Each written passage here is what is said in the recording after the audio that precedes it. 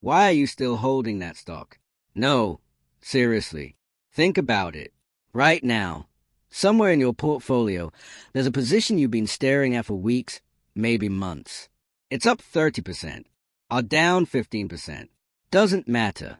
What matters is this. You have no idea what to do next. And that indecision, it's costing you more than you think. Here's what's really happening. Every single day you hold that position without a clear reason. You're not investing. You're just hoping. And hope is not a strategy. It's a slow leak in your wealth that you can't even see until it's too late. But here's the thing. There's actually a framework for this. A simple 3-step process that removes all the emotion, all the guessing, all the sleepless nights wondering if you made the right call. And by the end of this, you're going to have a mental model that works for any position you hold. Stocks, crypto, real estate, doesn't matter. This is about decision-making clarity. And once you see it, you can't unsee it. So let's start here with a question nobody asks themselves when they should. Why did you buy it in the first place? I know, that sounds obvious. But think about it. Really think about it. Most people can't answer this question with any precision. They'll say things like, oh, I thought it was undervalued, or everyone was talking about it, or the chart looked good. But that's not a reason. That's a vibe. And vibes don't build wealth. They burn it. See, the first step in this 3-step hack is what I call reverse engineering your thesis. And it's brutal, because it forces you to admit something uncomfortable. Most of the time, you didn't have a real thesis to begin with. You had a feeling, a hunch, a moment of confidence that felt like clarity but was really just excitement in disguise. So here's what you do. Right now, pick one position you're unsure about, and write down, in one sentence, why you bought it. Not why it's a good company. Not why other people like it. Why you bought it. What was the specific outcome you expected? And here's where it gets interesting. If you can't write that sentence clearly, you've already found your answer. Because if you don't know why you're in, you definitely don't know when to get out. Let me give you an example. Let's say you bought a tech stock at $50 because you believed their new product launch would drive revenue growth by at least 20% over the next year. That's a thesis. It's measurable. It's time-bound. It's something you can check. Now fast forward 6 months. The stock is at $65. Do you sell? Most people freeze right here. Because now it's not about the thesis anymore. It's about greed. What if it goes to $80? Or fear. What if I sell and it hits $100? But watch what happens when you go back to your original reason. Has the product launched? Yes. Is revenue growing at 20% or more? Let's say it's at 18%. Close, but not quite. Okay, so now you have a choice. Do you adjust your thesis based on new information? Or do you take your win and move on? See how much clearer that is?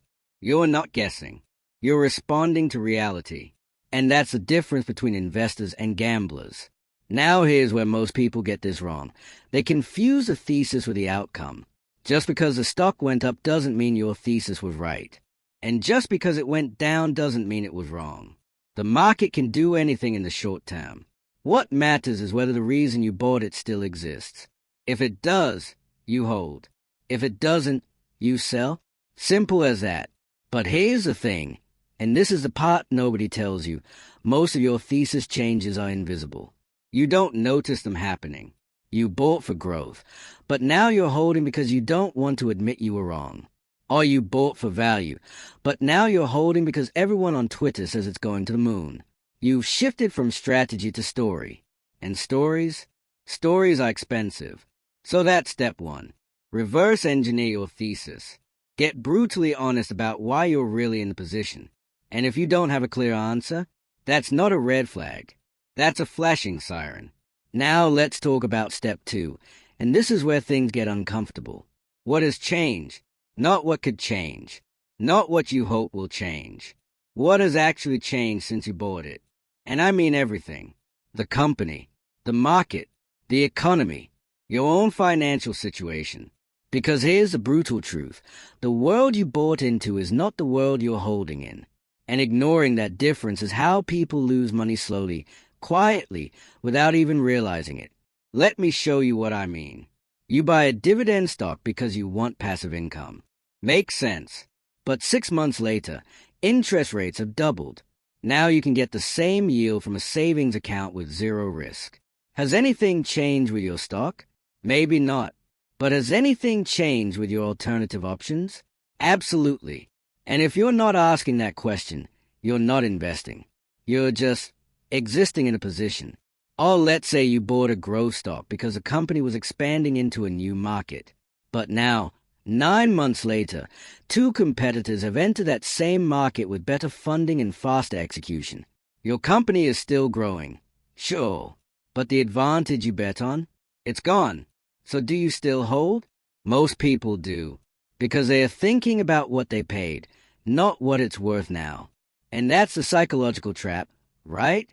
We anchor to our entry price like it means something to the market, but the market doesn't care what you paid. It doesn't care about your break-even point. It doesn't care if you're up or down. The only thing that matters is this. Given what you know today, would you buy this position right now at the current price? If the answer is no, then why are you holding it? I know, that stings a little, because it forces you to admit that sometimes holding is just a slow-motion way of avoiding a decision. You're not waiting for a better price. You're waiting for permission to let go. And that permission, it's never coming. You have to give it to yourself. So here's what you do. Make a list. Everything that's changed since you bought the position. Not opinions. Facts. Earnings reports. Management changes. Macro conditions. Competitive landscape. Your own risk tolerance. Write it all down. And then ask yourself, do these changes support my original thesis? Or do they destroy it? If they support it, great. You hold with confidence. If they destroy it, you exit with clarity. But if you're somewhere in the middle, well, that brings us to step 3. And this is the one that separates the amateurs from the pros. What is your exit plan? Not your profit target. Not your stop loss. Your exit plan. The specific conditions under which you will sell, written down in advance, so that when emotions hit, you don't have to think. You just execute. Because here's the thing. Most people don't lose money because they make bad buys. They lose money because they don't know when to sell. They ride winners too long and turn them into losers. They hold losers too long hoping they'll turn into winners. And the whole time, they are just drifting. No plan. No trigger. No clarity. So let me ask you this. Right now, for that position you're unsure about, do you know exactly when you'll sell it? Not when it feels right. Not when I need the money. When? What price? What event? What change in fundamentals? If you don't have an answer, you're flying blind. And here's why this matters more than you think. Without an exit plan, every single day becomes a new decision. Should I sell today? What about tomorrow? What if it drops 5%? What if it goes up 10%? You're burning mental energy on a question that should have been answered the moment you click buy. And that energy, it's finite. You're wasting it on noise instead of using it to find your next great opportunity. So here's how you build an exit plan that actually works. You need 3 triggers. Not 1, 3. Because markets don't move in straight lines, and neither should your strategy. Trigger 1, the profit target.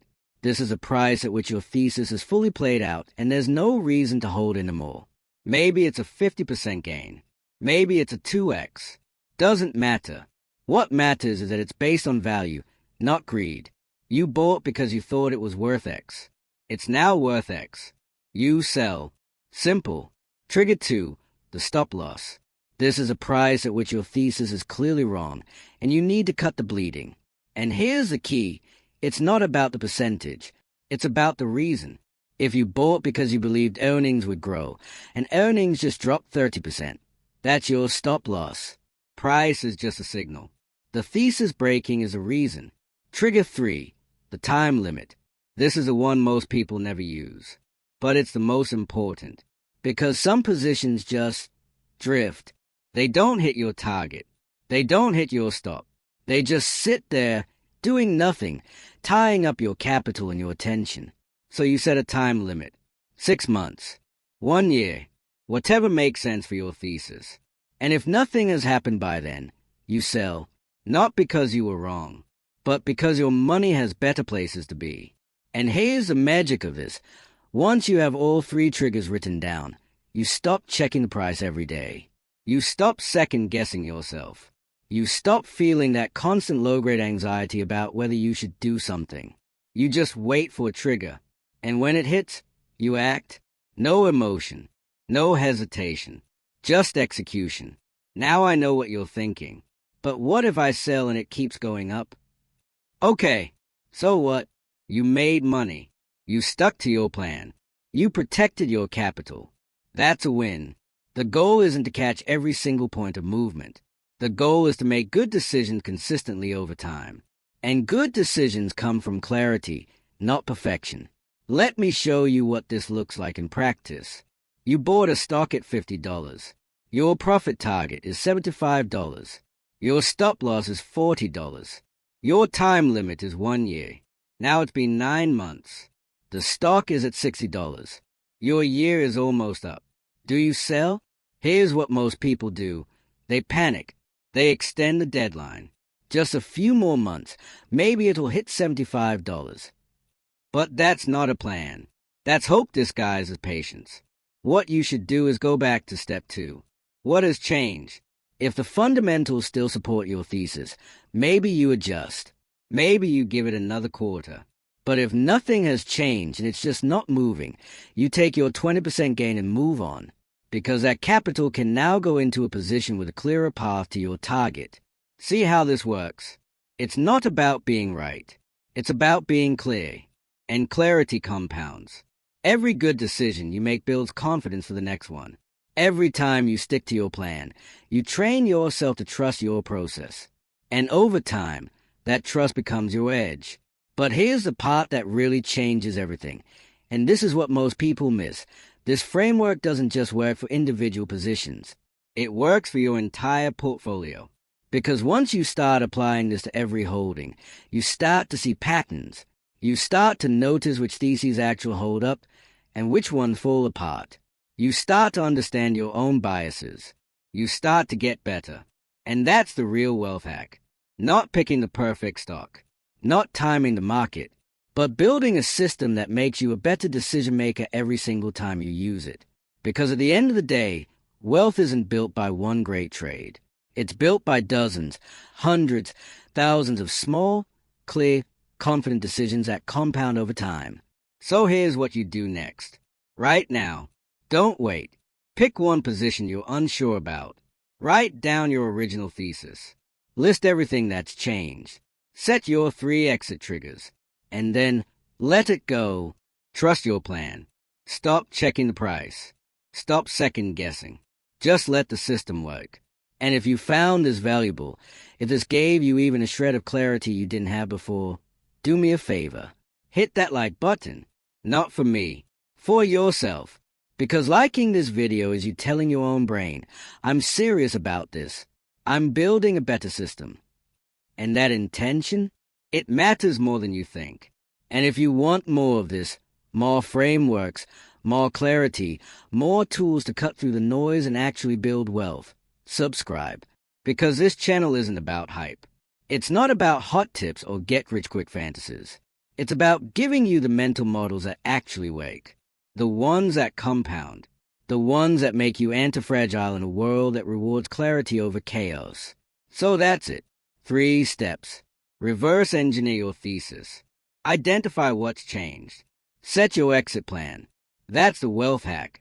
Not sexy. Not flashy. But it works. And in a world where everyone's guessing, having a system that removes the guesswork, that's your unfair advantage. Now go build it.